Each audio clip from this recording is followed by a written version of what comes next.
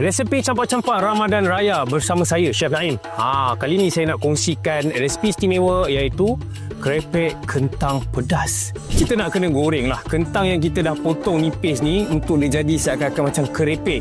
Dalam kuali saya ni ada minyak yang dah dipanaskan. Jadi, jom kita masukkan ke dalam ni. Kita boleh tumis bahan-bahan yang kita dah kisar. Okey, yang pertama kita akan masukkan adalah kita punya bawang merah, bawang putih.